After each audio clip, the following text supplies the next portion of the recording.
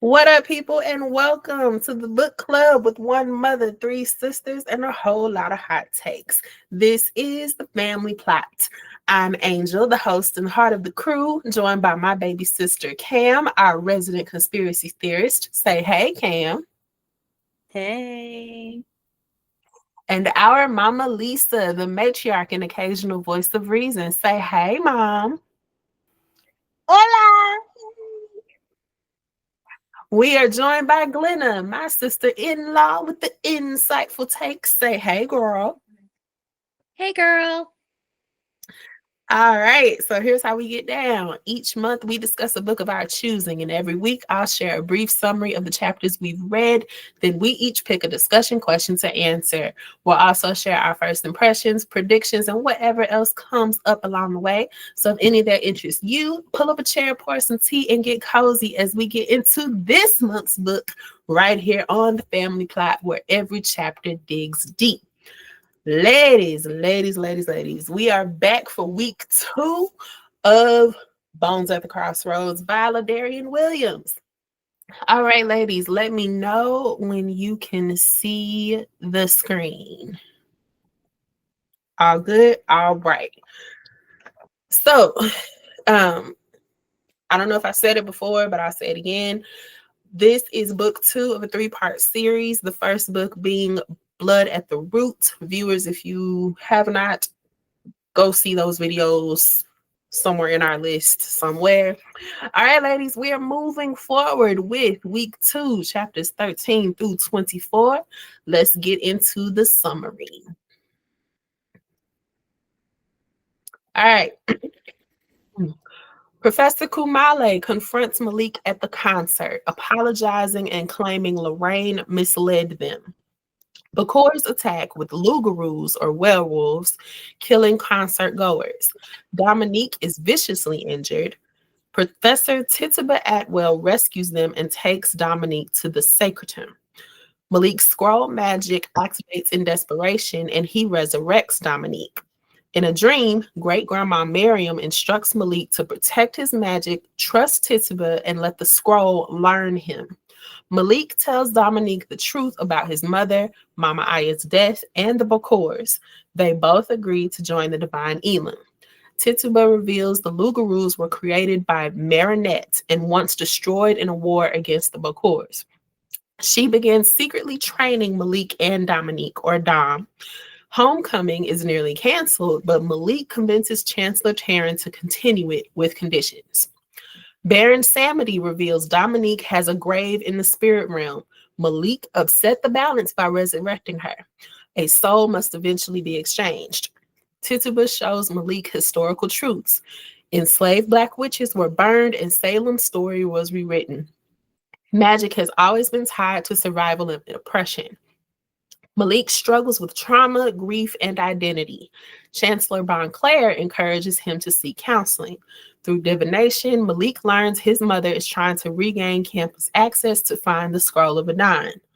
Malik joins a Black men's youth group, Cultural Necessities, where Elijah and D'Lo open up about depression, family exploitation, and sexuality. Brigitte reveals more about the Loa and affirms their protection of Black people, especially the dead. Marinette begins appearing in visions, releasing dark magic at Malik. Malik and Dominique grow closer emotionally and romantically, though he hesitates to fully commit. Homecoming nominations. D'Lo chooses Savon, Malik chooses Dominique, causing subtle tension.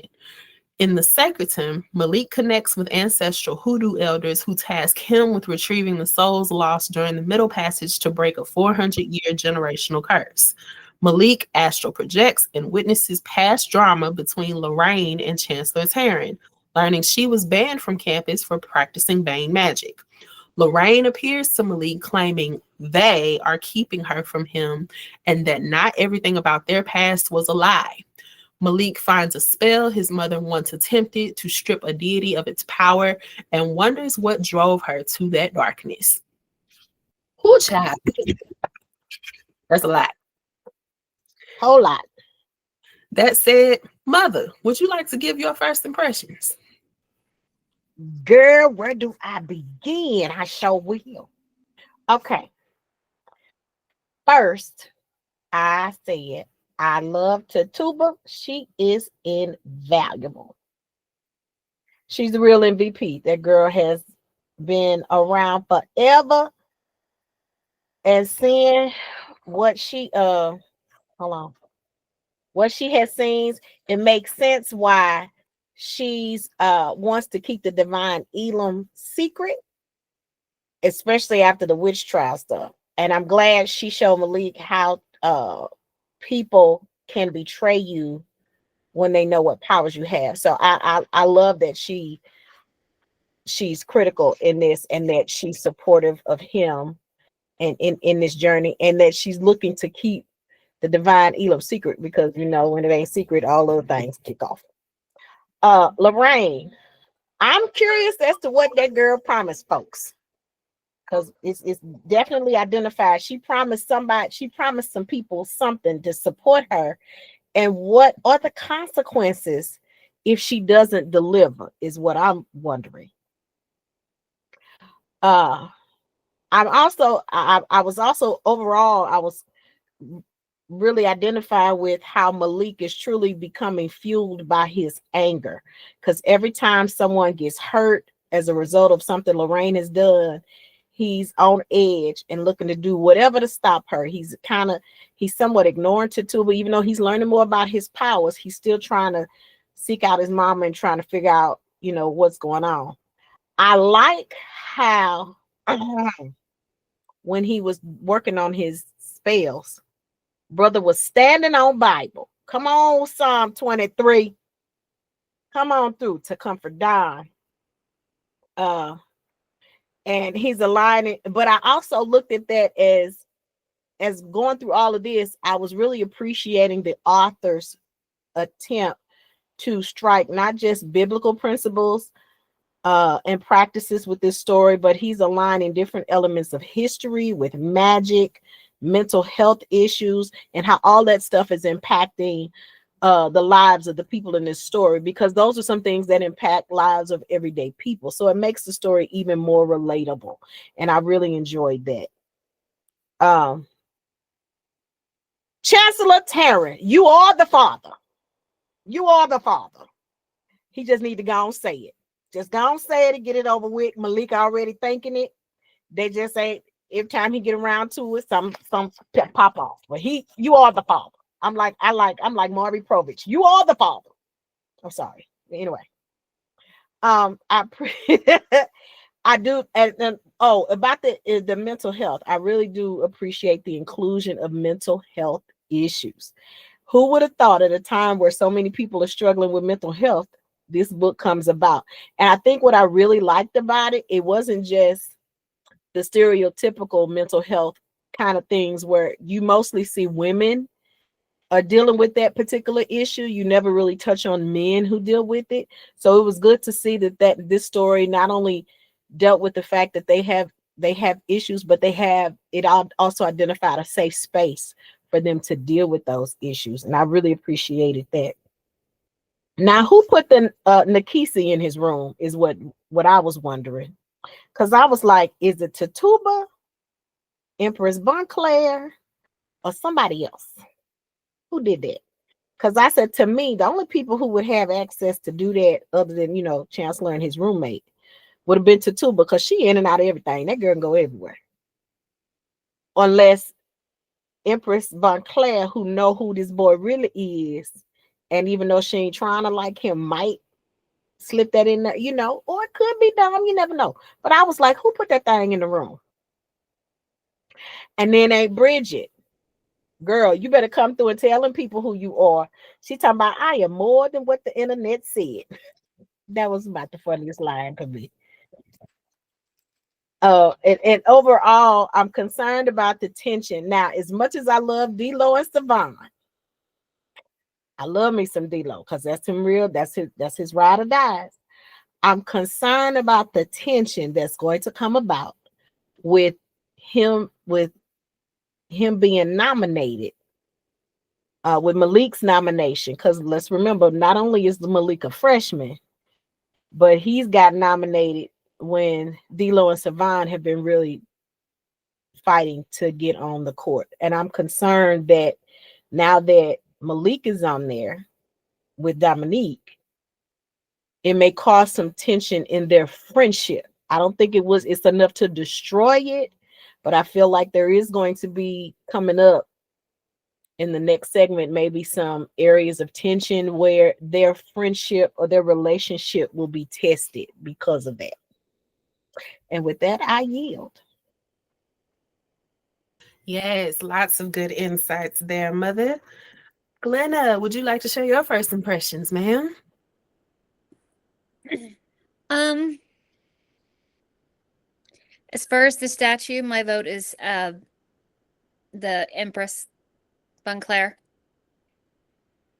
Because when it all comes down to it, even if she doesn't like him and even though she hates the fact that he exists, he's still her grandchild. If that's the case. Allegedly. Allegedly. I like the burgeoning relationship between him and Dominique.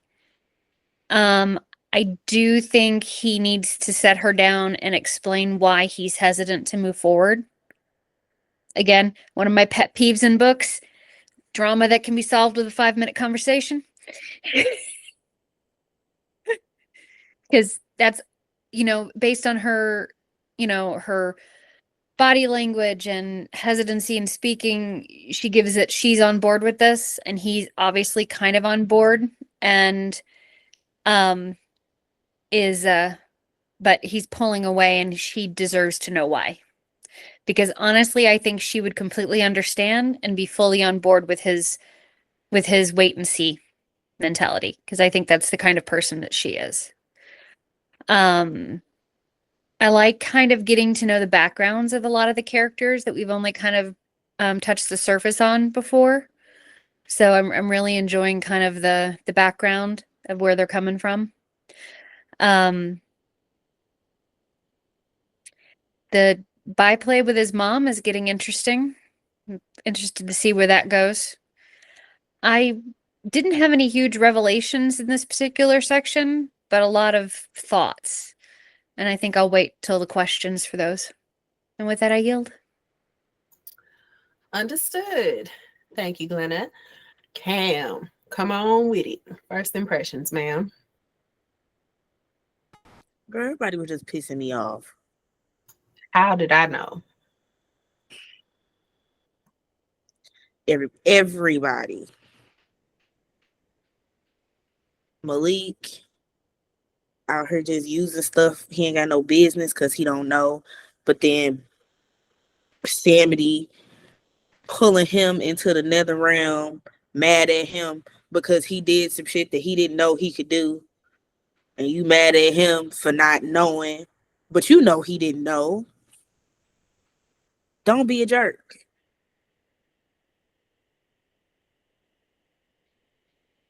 And then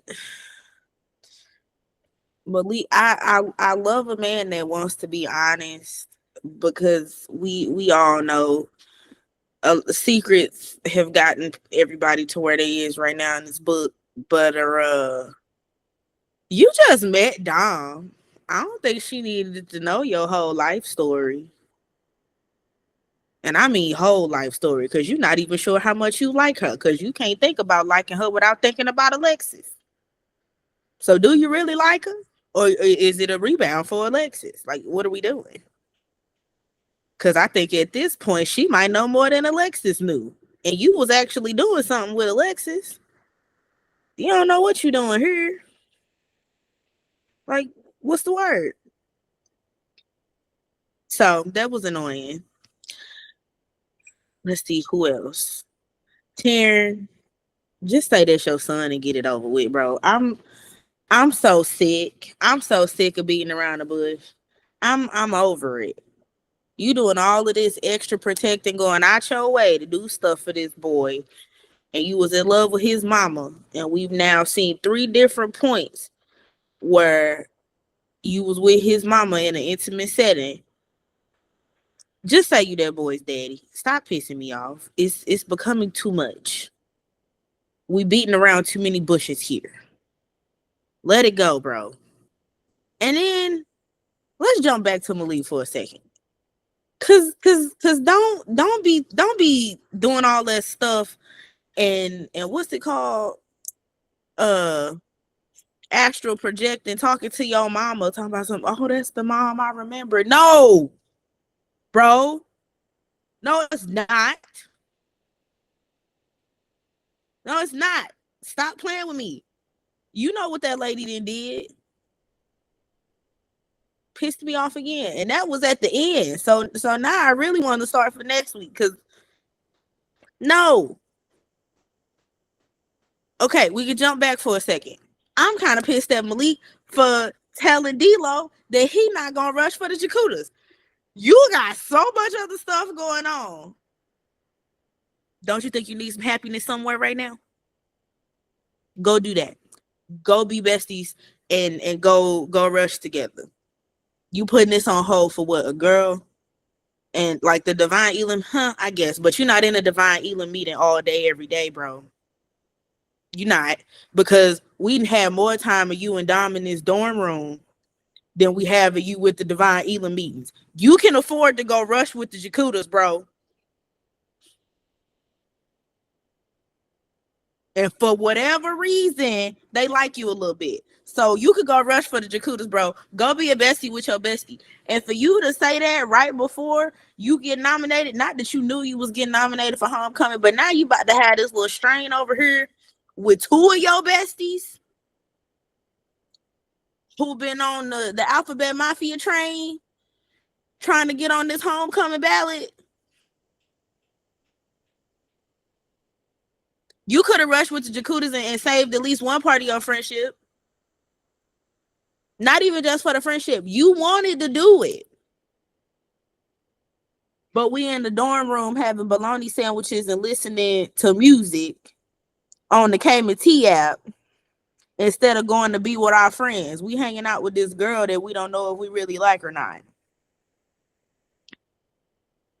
Where are your priorities, bro? With mayo and mustard. Ugh, disgusting. You just needed some cheese on that, John. But still, you putting this girl, what's it giving? I don't like what it's giving, but it's giving we don't know how to prioritize our friendships and we just chase and tail. That's what it's giving. And I don't like that for him. So I think as much as I love Malik, he's pissed me off a lot these last 12 chapters.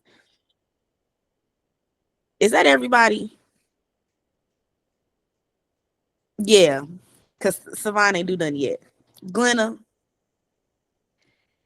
The only caveat to your last bit of argument about the Jakutas is that Tituba specifically told him not to. Oh, okay. I missed that. Yeah. When But her and Dom and him were talking about it, and she specifically said, right now you need to focus on this. You can rush another time. You can't do anything like that right now. But he been breaking everybody else's rules. Fair. I'm just saying. I mean, you've been breaking everybody else's rules. You broke the cardinal rule of ancestral magic. But we ain't gonna go there. I mean, granted, he didn't know he was doing it, but still, you did it. And you just are like, it happened. No, because that's literally just like you laying down with a person, coming up pregnant, and then just saying, oh, well, he slipped and fell with no protection on. Like, that's what it's giving.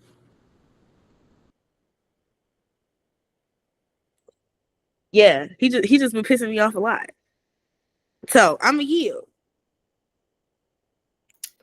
Well, thank you for that colorful reaction.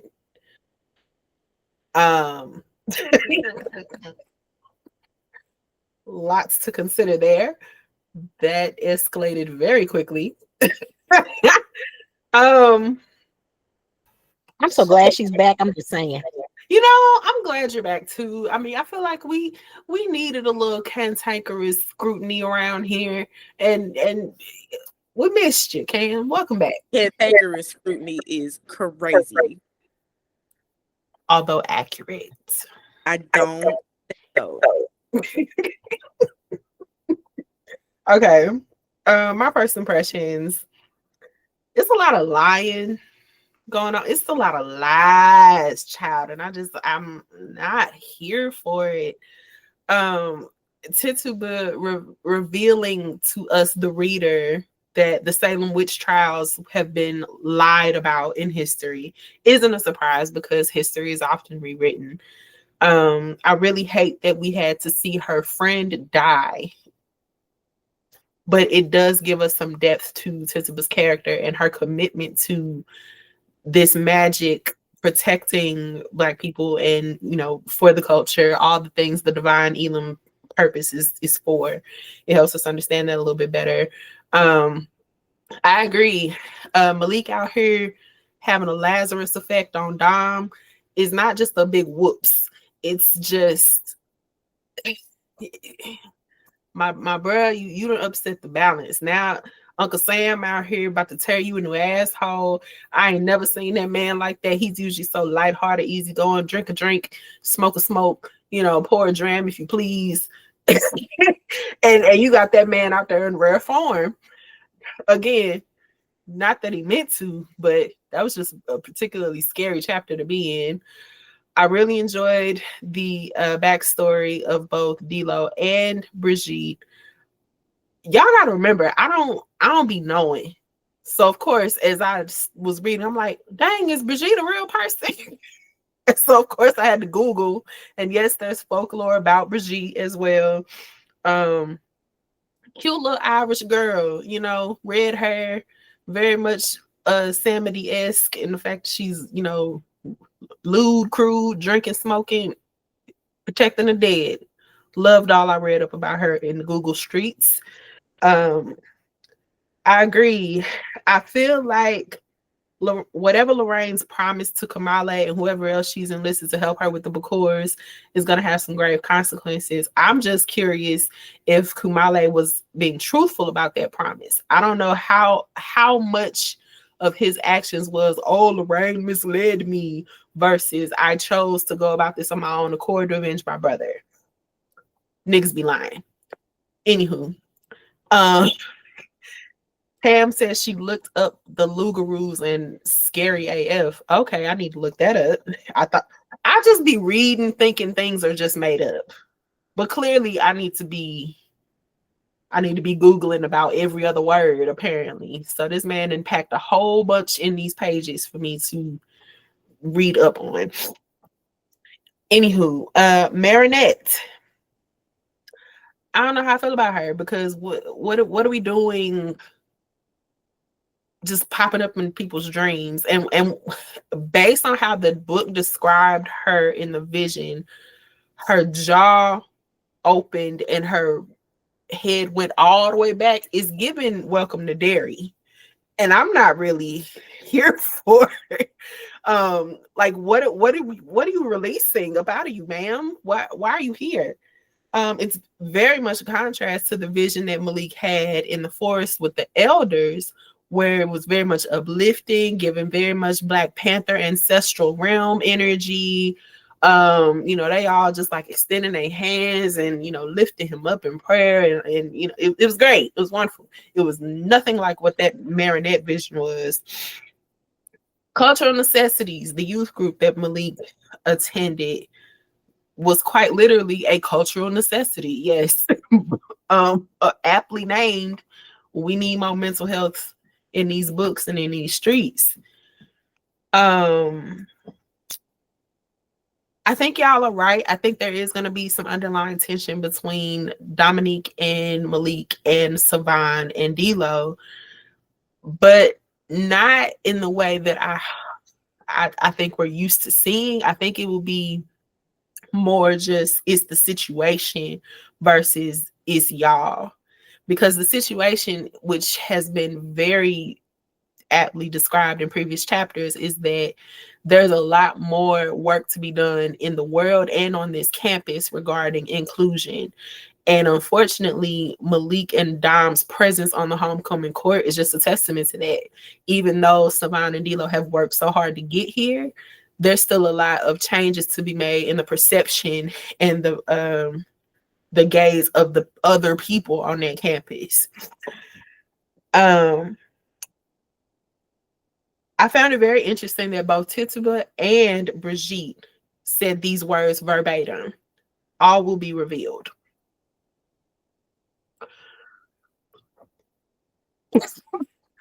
What y'all mean?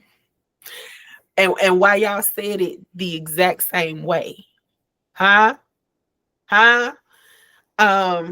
Yeah, put a pin in that. I also feel like there's something to be said for Lorraine when she was speaking to Malik, and he said, you know, everything you had put up in my head was a lie. And she very subtly said it wasn't all a lie. And so that makes me have a 1/16 of a drop of empathy for that moment, but not that person. Because, like, what you mean? Even if it all wasn't a lie, how am I, a child, supposed to know that? And what we doing about it now? Because you still lying. You trying to get on campus, girl. Bye. I'm really trying to be patient with this character, but we don't know what Lorraine ultimately wants. So I'm having a hard time with that. Cam, hush. We know you don't like nobody. Anywho, I feel like we're going to see more from Tay in this book in a good way. I'm really hoping that his involvement in this story isn't just limited to his cooking skills and his girlfriend. I'm curious to see if he'll have a little bit, if any, involvement on the magical world side. And my final first impression: fried bologna sandwiches only need to have mustard. I don't care what they was doing with that mayonnaise. It don't need like I don't know if that's a Southern thing, but I'm just like, I was with you until, yeah, white bread, fried bologna, mustard. We're done. And with that, I yield. Cam, you have your hand raised. Oh no, she left. Okay, I don't think she meant to, but she'll be back. All right. Yes. My bad. I was about to say, because when that part came on, all I said was, ew, disgusting. Because what? Gross. Yeah, that was hilarious.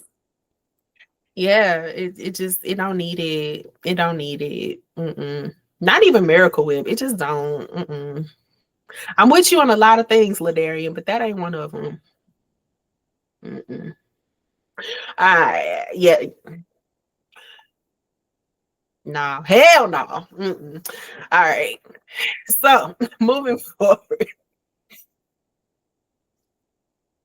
All right, for our questions this evening, we have resurrection and consequence, rewriting history, calling or kidhood, and mama's motives. All right, ladies. Cam clearly wants to go first. I shall oblige. Go for it, Cam. Yes, because I didn't want nobody to steal my question. I want resurrection and consequence. Resurrection and consequence. Malik resurrects Dominique, disrupting the balance of death. Was he justified in saving her? What does the required exchange suggest about the cost of love and power? Listen, is it love? Is it? Question mark. What's love got to do? What got to do? Continue. If anything at all. So do I feel like he was justified in saving her? Yes, because he's really young. He's seen enough bad stuff happen in his life. He's lost a lot of people who are really important to him. And she is now important to him for whichever reason or whichever way is yet to be seen, but there is an importance there, and he didn't want to lose anybody else. I get it. Now, I also understand why Samity was so upset, because it's his entire job to keep the balance between life and death. And, you know, he had a right to be upset because this is now disrupting his job, and he's upset the balance and the powers that be and all the things. So I get it. But we also know that Malik didn't know what he was doing. Well, he knew what he was doing, but he didn't know what he unlocked to do it, because he's not fully in tune with all of his powers at the moment. So there is that. Now, the other part of this question, what does the required exchange suggest about the cost of love and power? Well,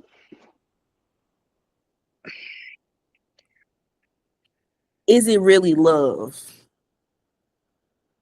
Because he knows he feels something for her. He loved Alexis, had loved Alexis since they were young. And then that love further developed once they reconnected on both ends, because she also loved him, I think in probably a slightly different way than he loved her. But there was love there. And he just met this girl. So it kind of makes me think about, well, why did you? Because we know you don't want to lose anybody else. That's one part of it. But then you don't love her. This at the moment in your mind is just a friend, and you know she's not supposed to survive this. So why are you going out of your way to keep her alive? What is it about her? Because this is where we come into those big adult feelings that we have to learn how to express. What is it about her that made you feel like you had to go the extra mile to save her? Yes. However, we also know that there is developing feelings there. So this is why I said this is where those adult conversations come into play.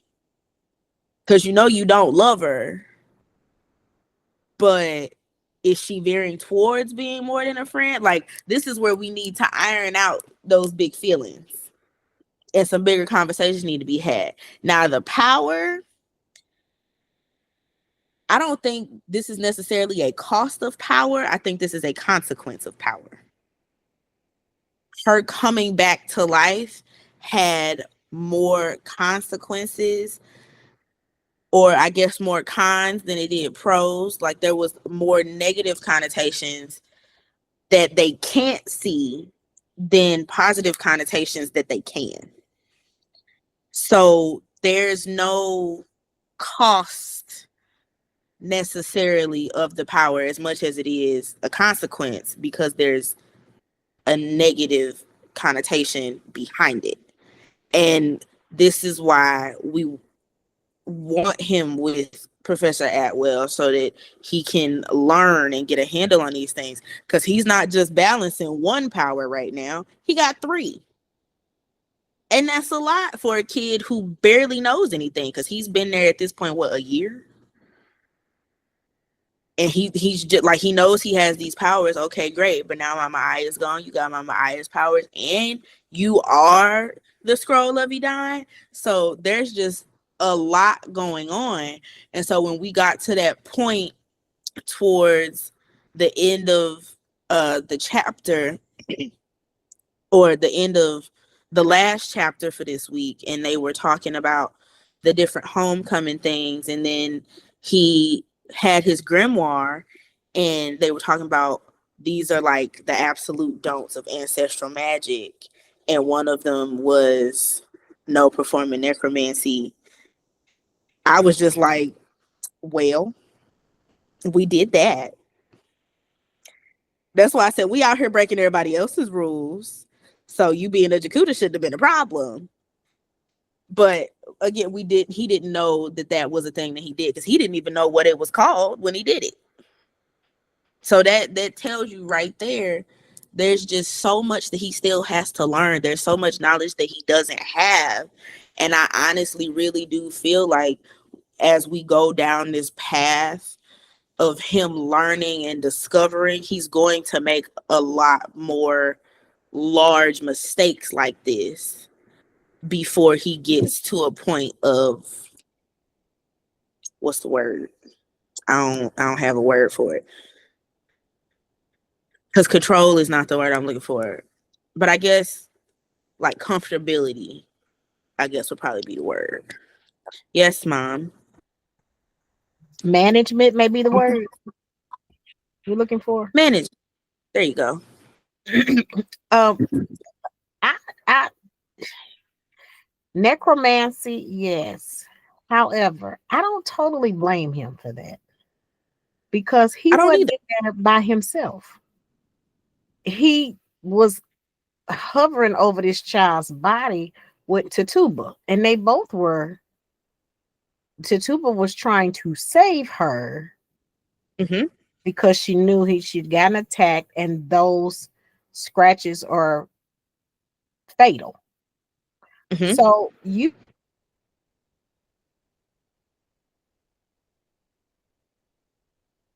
just like he were together. And I guess it was at the point that she died, he just continued on in the process. But it wasn't like, right, but it wasn't like she was stopping him. Even though she knew she was targeting him to be part of Divine Elam, and she knew that you're not supposed to do it. It was quite possible that she didn't know what was happening. She's not the Scroll of Idon. And she also never had Mama Aya's powers. He didn't know what he was doing. But he went in there saying she can't die. We can't let her die. Yeah, so but that doesn't mean that he was about to bring her back to life. He just was doing what his body felt compelled to do, but he didn't know what was going on. He just knew that these words was coming out his mouth, and that he was hoping and leaning on the prayer that she would come back, and she did. So is it just me, or don't nobody else thinks that she actually witnessed him die before he starts saying all this stuff to bring her back? Because she was right there. Don't you think Tituba knew at the point in which she died? I'm saying, I find it hard to believe that they were both. I'm not saying Tituba.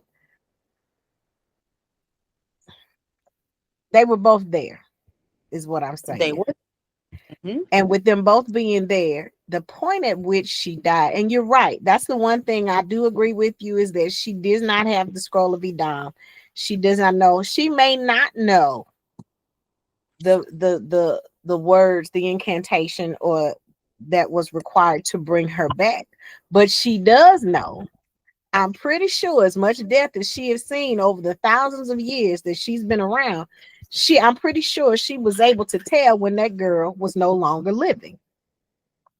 And he started, and that's when, he started that process. Go ahead, Glenna. She acknowledges that she's dead or possibly dead. Tituba did. But I don't think she knew that he was capable of that. That was part of his now, that part powers. I believe. I don't think she understood he was capable of that. But at that point, so what do you do at that point that she's dead and you still talking and you bring her back? So now what?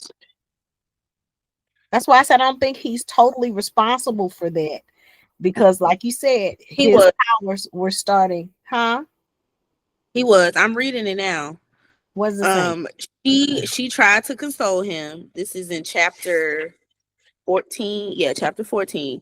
She tried to console him. He said that she called his name with a defeated tone, but he was tuning her out.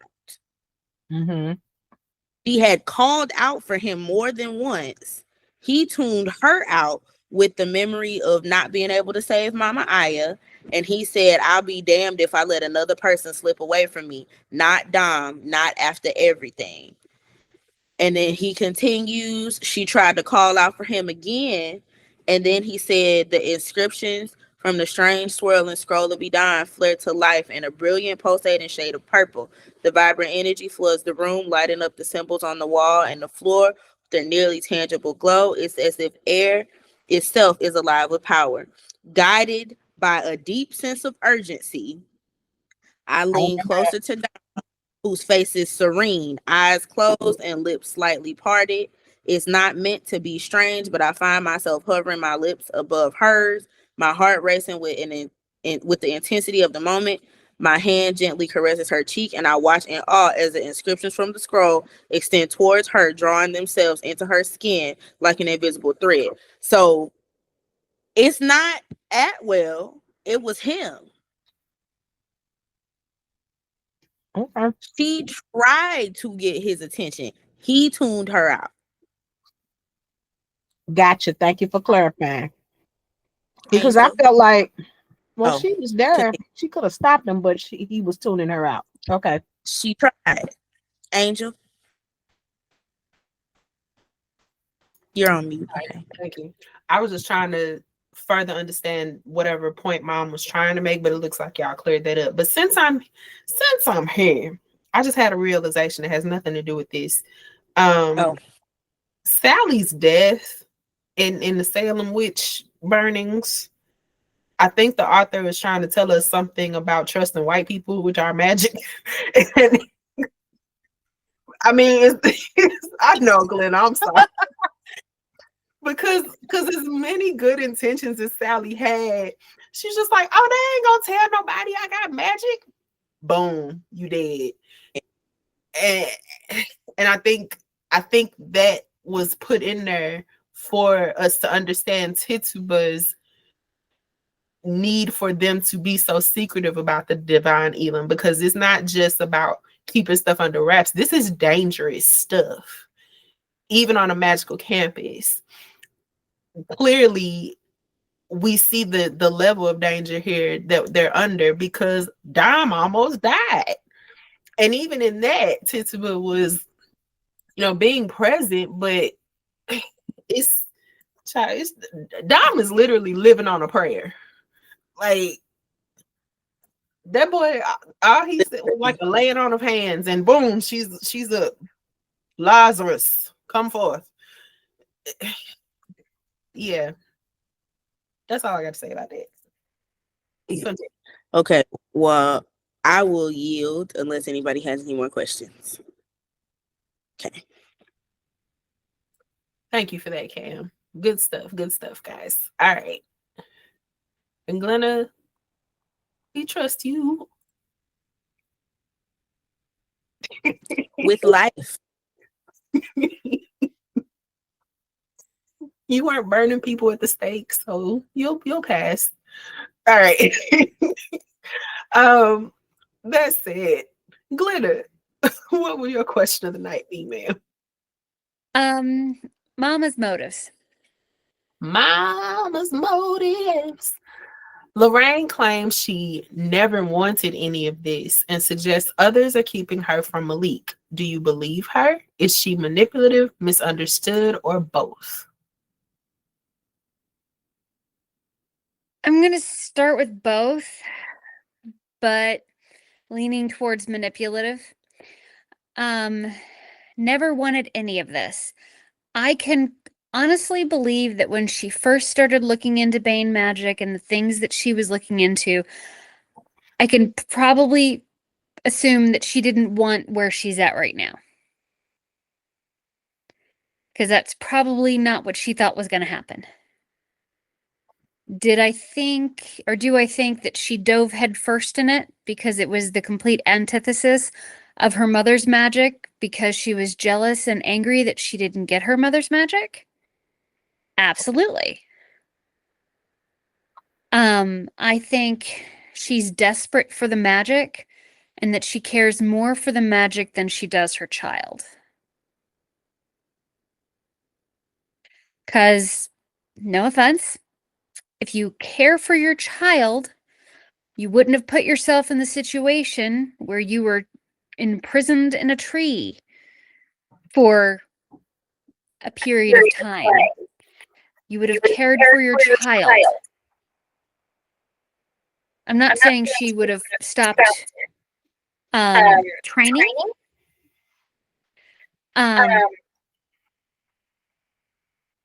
Angel, can you mute? I'm getting some reverb from you. Awesome. I'm not saying she necessarily should have stopped training or learning or whatever, but considering how dangerous the Bane magic was and how all of that was, somebody who actually cared for the well-being of their child would have put it on a back burner to care for their child. But we also can't discount the seductive nature of that kind of magic, too. So she might have been enthralled to a point where, in her mind, she was caring for her child because the more powerful she could be, the better she could whatever. But she had to have known that playing with that kind of magic was going to put her in the antithesis of the people that eventually took her down. And if they didn't, her mother would have. And so from the outstart of this, I don't think she wanted where it ended up. Now, where she is now, she's so in depth, so enthralled by the whole thing. I don't even think she probably acknowledges her child as more than a means to an end. Whether it's to get her hands on him, to get her hands on the scroll, to kill him, to take his magic, which I think is going to be what she's going to try to do at some point. Or anything of those natures, any interaction she has with him is completely manipulative at this point. And I don't think it matters who she's promised what to whom. She ultimately wants it for herself. Now, the Bakor threatening them or having, as Kamali said, they're gonna retaliate if we don't get them what they want. I think she could care two sheets for that, because they are not her concern. Her concern is the power. And I think she will do whatever she can to get her hands on it. And I think that's going to be a very bad day if it does. And with that, I yield. Point blank and the period. Yeah, I think you hit it all, Glenna. That 10 out of 10, no notes. Anybody? Okay, I see a lot of applause emojis. Thank you for that. Mother. Okay, somebody's gonna have to show me how to do that. Oh, there should be a raise hand icon or something. Oh, wait, no. Oh, there's a send a reaction icon. That's what it is. Okay, gotcha. Yes. Okay. Mother, what was your question of the evening be, ma'am? We still have calling her kidhood and rewriting history.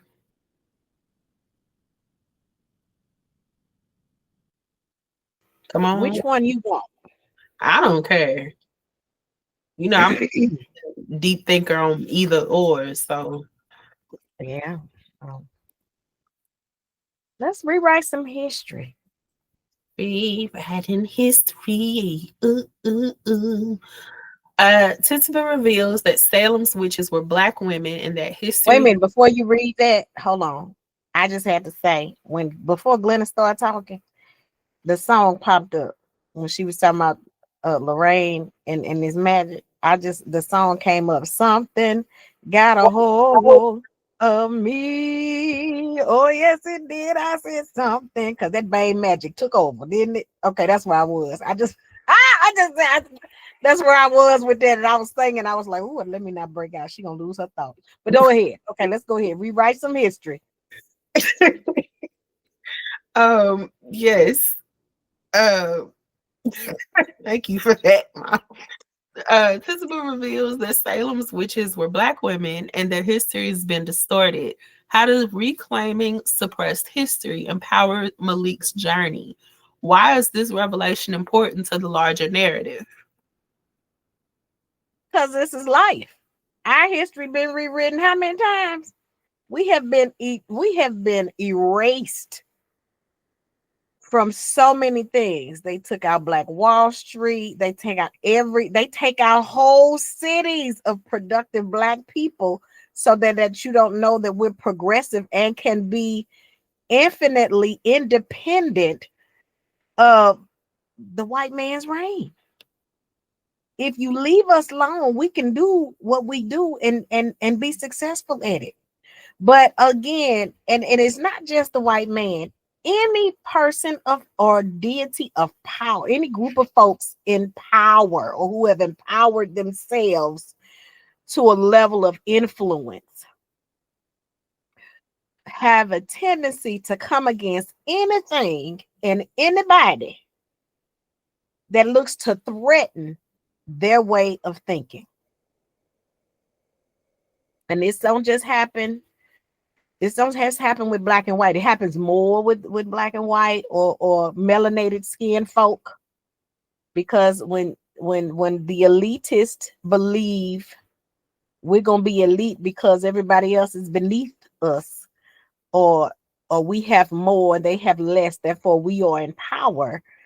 Yeah, we just gotta redo some things the way they, the way they've been informed.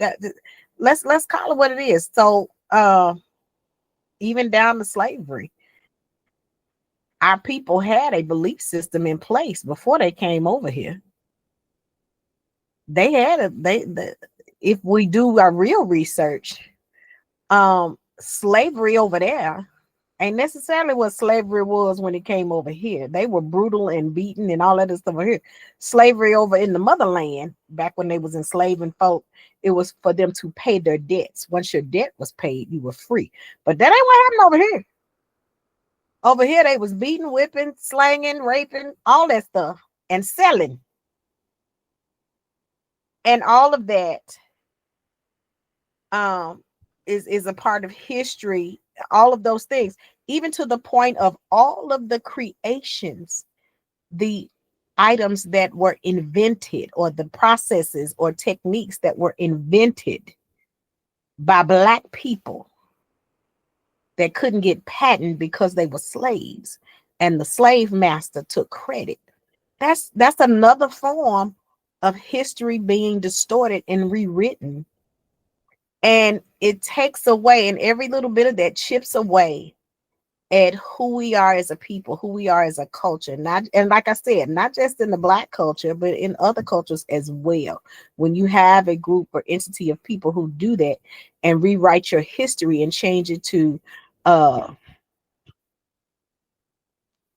necessarily benefit them, but pronounce them as the elite or those who are more than or more significant, it changes the dynamic of who you believe you can be, especially when the narrative tells you, oh, well, y'all really didn't do much. Y'all were just slaves and y'all were just housekeepers. And, let's go back with Gone with the Wind. That woman, Hattie McDaniel, first to win an Oscar. But let's call it what it is. She ain't the first one, but she couldn't even, because of her skin color, couldn't even go in to accept the award and sit at the tables with the rest of them because of her skin color. But she did the same thing all of the white cast did. But because they belittled her, they changed the dynamic of who she become, because you just played a slave. And if you notice, a long time, even I'm trying not to get off the page, but the first truly prominent roles of women who won those Oscars, they were subservient characters in the story. Monsters Ball, Halle Berry, what role was she playing? She prostituting, had to sleep with the white man. That's how she got the role. Now, you can't tell me nobody between Hattie McDaniel and Halle Berry didn't do nothing great on that screen that they couldn't get recognized in the same way. This is how you rewrite history. When you rewrite our history, you change the dynamic of who we are as a people. And this is what has happened in this story. It's just another element of that. And let me get off my soapbox because I feel it coming. But how does this how reclaiming this history empower Malik's journey? The reason it empowers him because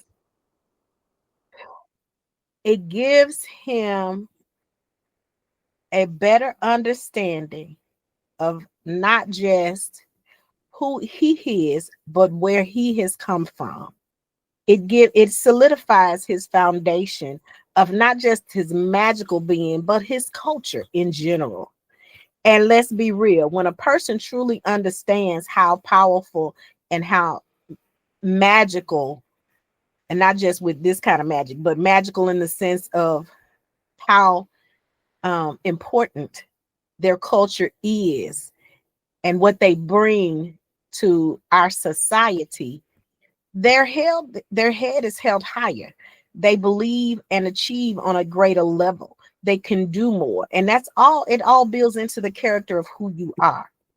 Why is this revelation important to the larger narrative? Because it is very real. It is a very real thing that goes on every day in our lives. And it's not all, and like I said, I'm gonna go back to this. It's not all just about Black. It's not all just about colored skin. It's any culture that has been denied access because another culture believes they are greater, more important, more significant, and everyone is beneath them and needs to be overpowered, and they need to be in power over them. They tend to change the narrative by changing the value of a person. And the only way you do that is you devalue them by changing their history. And the goal is Malik is he, and Lord, it says how he was being suppressed. His this is suppressed history. Actually, I mean, he didn't believe he was no more than a little orphan kid up until he met Baron Samedi. You just a little orphan kid with some strange stuff going on. He didn't know he had magical powers. He didn't know what that come from. He thought he had killed his mother. So come on. He thought whatever this weird thing in his body caused him to kill his mother. And come on now. And it's not that it's a weird thing. You're not weird. Nothing is wrong. You are greater than you ever had, you ever even knew. You have abilities most people don't have. So here's this kid with all of this within him, is slowly being awakened, not under the best pretenses, but it's slowly being awakened, and he is finally finding out why he has this. This is a great gift, and he never understood the gift. But now as he's learning about the gift, now he's learning not only are you anointed, blessed, or gifted with this gift, but you're given this gift with the responsibility of doing something with it. And he understands his mother had the same gift, but she chose not to be responsible with it.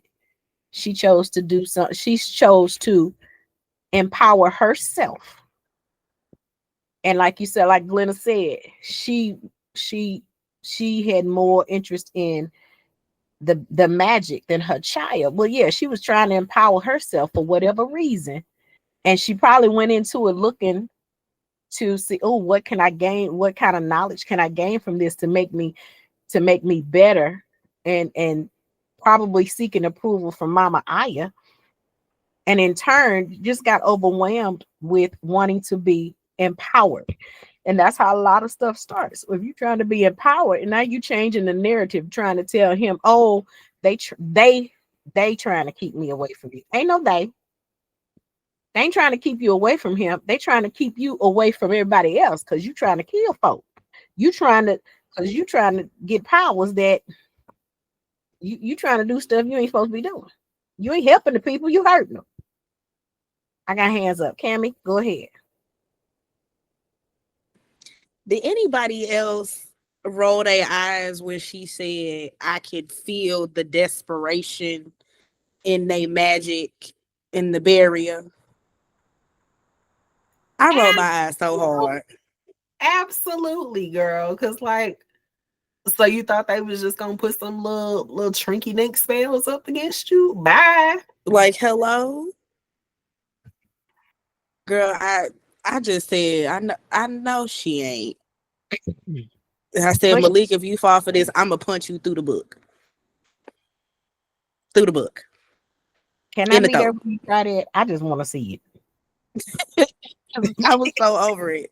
Cause don't piss me off. Well, why not? Everybody else did. Girl, I just couldn't. I said, really? Of all the things that you could have said and all the lines that could have lined, that wasn't it. Yeah, Yeah. over it. But now that I'm off my soapbox, again, this revelation is important to the larger narrative because this is actually a real life depiction of what goes on in real life. When you have individuals that seek to be empowered over others, they will use the tactics of rewriting who you are to devalue you and to show you why they are more superior and why you should succumb to what they are or decreeing for your life versus you standing out and doing what you are naturally gifted to do. And with that, I yield. Yes. Lots to ponder there. I just want to give a shout out to my sister-in-law for being one of the few in this world from the descendants of the mountains of Caucasus who do not only don't align themselves with this type of supremacist thinking, but when we discuss this openly, she ain't out here just being like, well, not all white people. It goes without saying. And, and Glenna I, is not totally white. She is melanated within her presence. okay, we'll go for white chocolate. We feel that. She, However, wow. While Glenna is Glenna and we love her for it, I just think it's something to be said for the way you have approached both of these books thus far with such an open lens. And I don't know about y'all, but it definitely makes me feel seen as a woman of color. And I appreciate you for that. She's well, I humble. appreciate Glenna on that spectrum as well. However, I think for a bigger intent and purposes, when I say that's why I say I didn't say white people because it's not all white people. It's not. But in this particular book, I think we can be very clear what the In this book, yes, they're talking about white people versus because they're going back to slavery. I mean, all of this stuff is roots back from actually before slavery up and through slavery up until the current time. So yeah, a lot of it plays on white versus black when it talks about that portion of it. But I appreciate not only just Glenna, but other individuals like her who walk, like you said, Angel, with an open mind. You view life with you view it not through color, but you see people for who they are and not for their race. Because I don't care what race you are, I don't care what culture you are, there is always good and bad. The color doesn't matter. The race doesn't matter. The culture doesn't matter. There's going to be whatever the culture is, there's going to be some good and bad in that culture, good and bad in that race, good and bad, even down to religion. It's going to be some good and some bad. So the blessing is, despite the narrative of white people always being against black people, you still have you as an individual who can see past color and see people for who they are within and not for the color of their skin. And for that, I thank you. Okay, so in addition, because you're absolutely right, Mom, there is spiritual supremacy, there's so many other flavors of this type of thinking. And because of that, we have differing stories and versions of things based on the agenda of the group, right? But I think it's important for us to note that, specifically when talking about race, being colorblind, so to speak, isn't the solution, because it's not, oh, no matter the color of your skin. No, because of the color of your skin, because I can see you and see you fully, I am able to now address it. Like, it would be an ideal world if you could say, oh, well, it don't really matter. It's the content of your character, but that's not where we at. We Oh, I instead, get that. That's the part I love about her. She, even though she sees the race, she does not judge you for your race. She recognizes, and I mean, Lila will be one of the first to tell you she recognized our culture has been slighted in areas because of our color. I mean, we've had those discussions before, but that's what I appreciate most about her. That's why, because when I say open-minded, and that's why I say open-minded, let me be clear on that, is because despite what she knows or has seen or have been exposed to as Black people do this, Hispanics do this, because let's be real, we all joke about some of our general characteristics in general. There's always those general characterizations. Mexicans love hot and spicy food. Black people eat chicken and watermelon.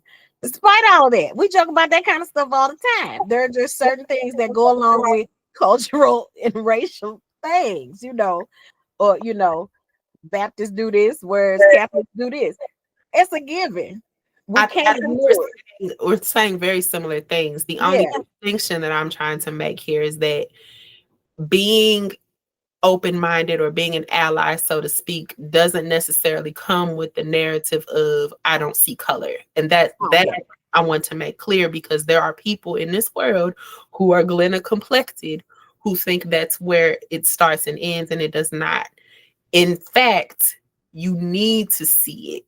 You need to be aware. You need to know that when you read a book like this, or like Blood at the Root, and you've never before in your life heard the slang, it's because of this person's color. And that's one thing I think we can agree on with Glenna as she's approached this, is that she don't know what the hell half of them be talking about. She got to look stuff up. And you're on mute, girl. Come on off. Sorry, I unmuted myself and then I forgot I unmuted myself. I try to appreciate everyone's lived experiences, even if they are completely different from my own. And I've always approached every aspect of my life, from my professional life to my personal life, with you learn from getting to know people and learning their learned experiences, the good and the bad. And as far as the delving into a culture that I have never experienced before, one thing I have to say was it prompted me to get the audiobook version of this book to read along with the physical copy, is because the author writes things phonetically. And just reading the first chapter, I knew I was going to, because that's forming words. It's not how I form words, because that's not how I was taught. And so that honestly was the first struggle for me, because it was an experience I'd never encountered before. So the audiobook very much helped me with that. Very much helped. So much so that I've been able to read portions of this one without having to pull up the audiobook. And so I've learned. I mean, that's to my point, Glenna. We're not just out here blindly giving out tickets to the cookout. It's the fact that you and many people like you can exhibit a willingness to not only understand but immerse yourself in this type of culture. It's what makes it's by definition what an ally is. It's someone where you feel seen and safe. And I think that's the point that both Mom and I were trying to make. My only caveat to that, again, is just you have to do that while all taking the wholeness of a person into account. You can't do that while simultaneously saying, oh, I don't see color, because that would mean I don't see a part of you. No different than, if we were talking elderly versus young people, I can't say I don't see your age, because your age matters in how I'm going to relate to you. Mhm. I can't just be like, girl, and you 90 years old. It's different. I got to see you fully for where you at and who you are. And we thank you for doing that for us. You're welcome. All right, ladies. Well, Anything? Glenna, you always got a free ticket to my cookout. Yay! And there will be many.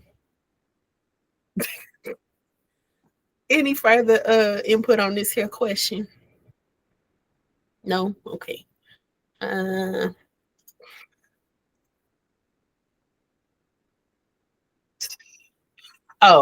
Calling her kidhood. Malik is tasked with retrieving the souls lost in the Middle Passage, a massive ancestral responsibility.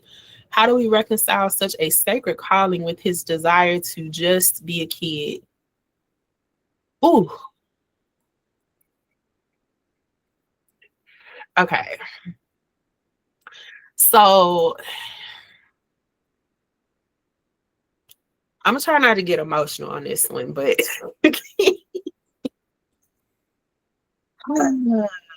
y'all know I always be seeing myself in these here characters. Okay, so I feel like this is one of the most powerful tensions in these chapters, because after the ancestor scene and the, speaking with Tituba, I'm just reminded about my generation. Go with me here.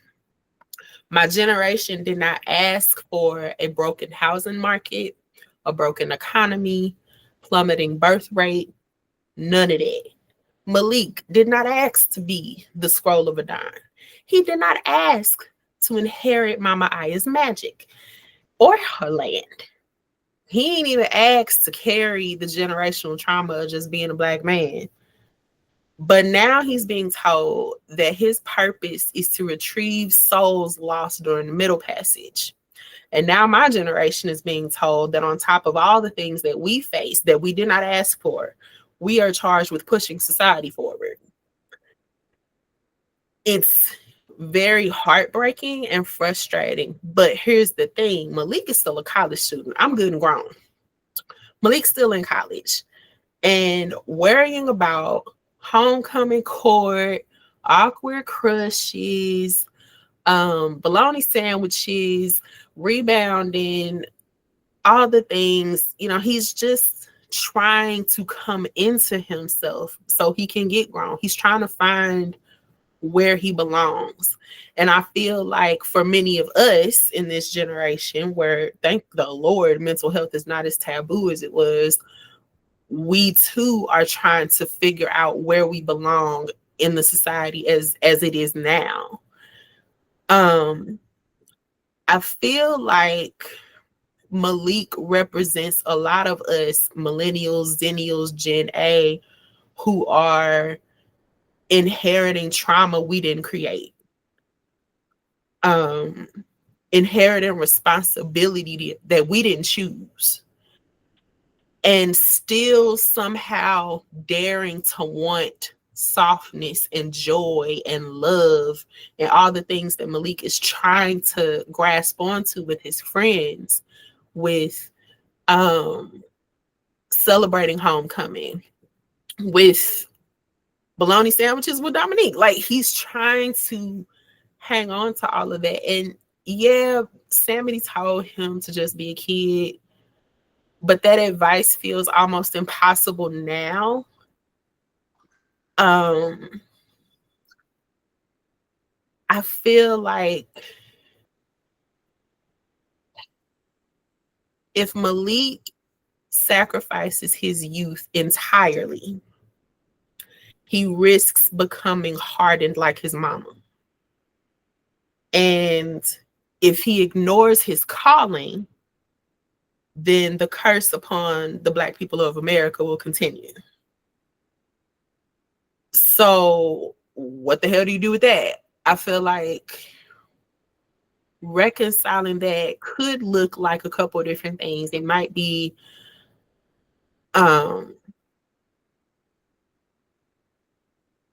just trying to find that balance between fighting generational evil without losing your personal joy. And that's why I say I'm trying not to get emotional, because we all have generational whatevers to overcome.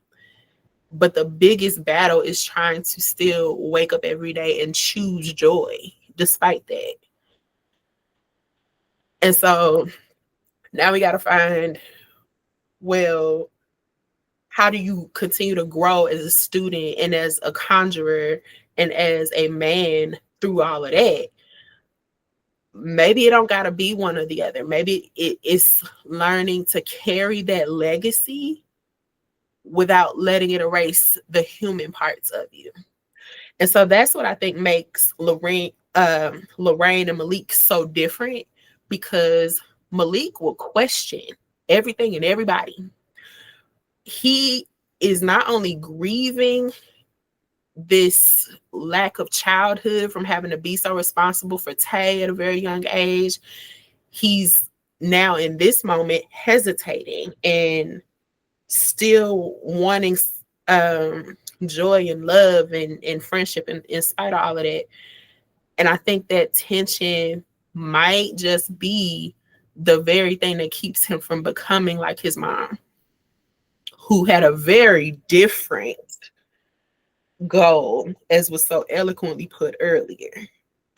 But yeah, I feel like I'm reading very much myself in Malik. I'm hoping that we see some sort of balance in that he can both protect his present and his chosen family among his friends, while also healing the past, if that makes any sense. And with that, I yield.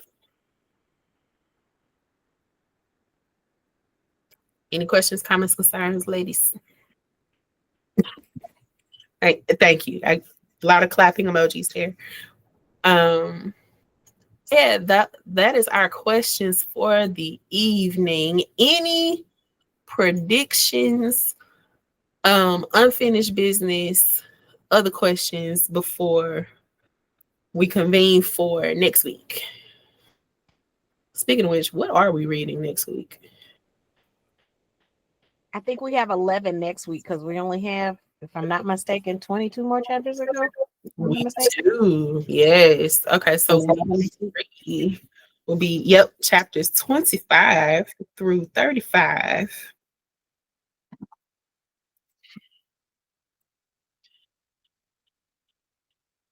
Yeah. Well, if there will be nothing else, ladies, I will see y'all next week. I think somewhere in those next 10, 11 chapters, we're going to see whether or not, because I'm sure somewhere in there this homecoming gonna play out, or more details about it's gonna come. Right. I feel like we're going to find out how how their friendship will be tested through this process of them pledging together and things of that nature, because you got two straight couples and then you got the queer couple, and I'm curious to see how that's going to resolve itself, because I don't foresee them losing friendship, but I do feel like there's going to be some type of a strained relationship, and maybe even a test of the friendship because of all of this. Because there's something Savon is heavily and I'm looking for Elijah to come through some more. Savon's brother, I'm looking to see some more with him, because he's been really open, and he's been like the catalyst to open the gateway to them dealing with their internal traumas. At least D-Lo, Malik is even now considering talking with someone. So that to me, just he was the actual. I was glad he was utilized as a catalyst to open that doorway for those gentlemen. So I'm looking to see some more of him as well in the next segment. With that, I yield. Agreed. I don't think we really got much of Elijah other than him being the more masculine of the twins. It wasn't until this book that he even, said more than Right, a few things, yeah. But but maybe he did talk about the relationship. maybe that's why. Maybe his struggle with depression is part of that. Like I feel like twins got their own little thing. Mhm.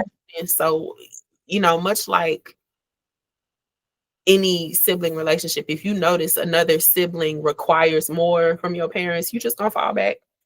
So maybe Mhm. Elijah had did. Like you did.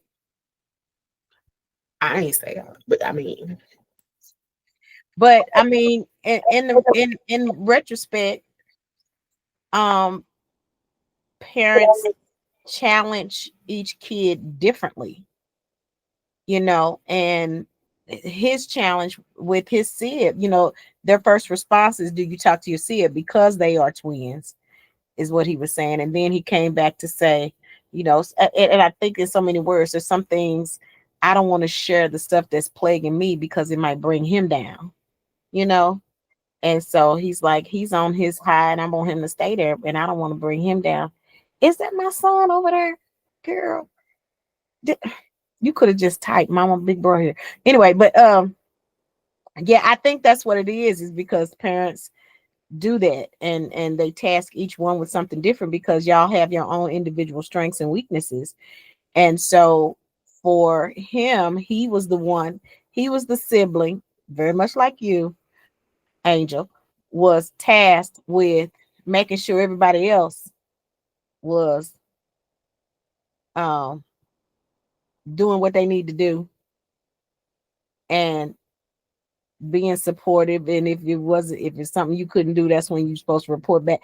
And yes, we learn mistakes as after y'all get a certain age as parenting. It was like, wait, I probably shouldn't have done it that way, but it's too late. You're grown now, and I still love you, but that also shows in your strengths as the individual you are, because like him, he's like, yeah, they tell me to did y'all check out with my Sid before I come to them, but I also know my Sid is in a place right now where he's enjoying his high life, and I don't want to bring him down. So then you tend to not burden your closest person with something that would cause a burden on him, because if they're as close as they claim they are, he knows him bringing that kind of mess to his emotional status to Savon is going to cause Savon to be like, oh, I got to watch out for my brother. I got to be looking over my shoulder to check on my brother, and he won't be living his best life. And he doesn't want that for his twin.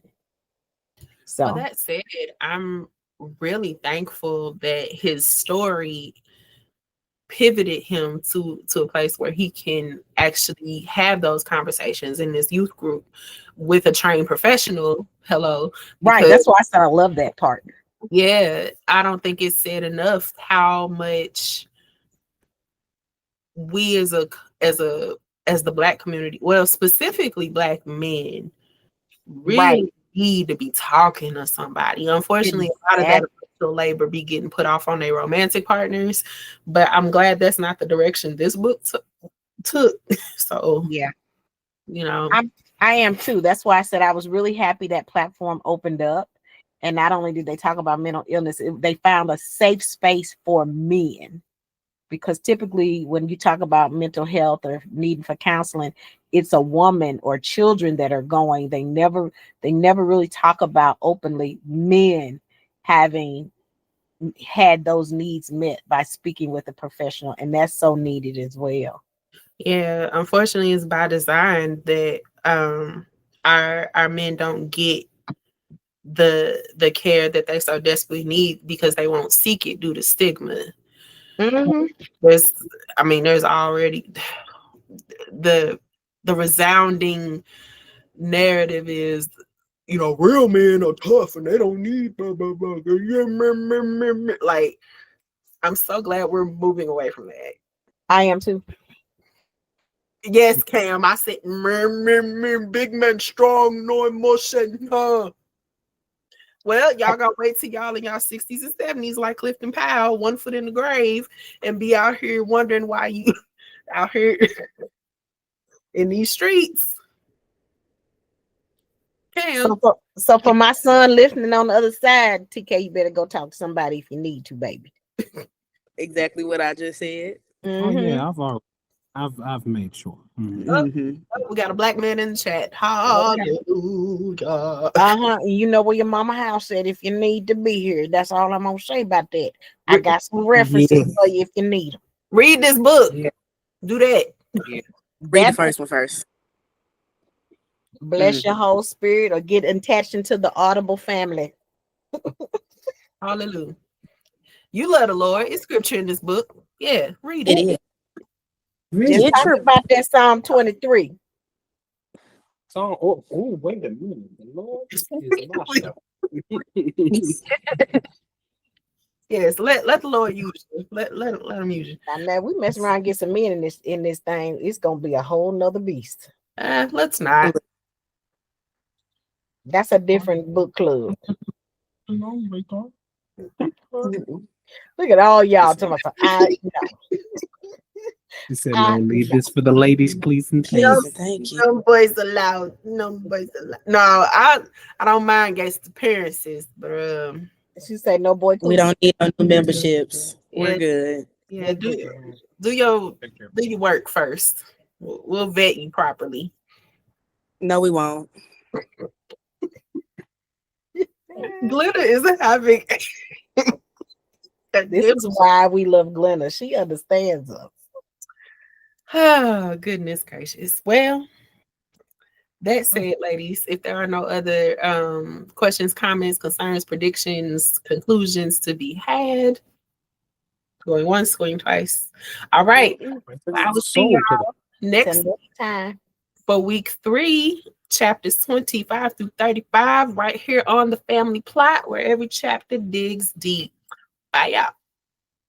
Bye. Bye.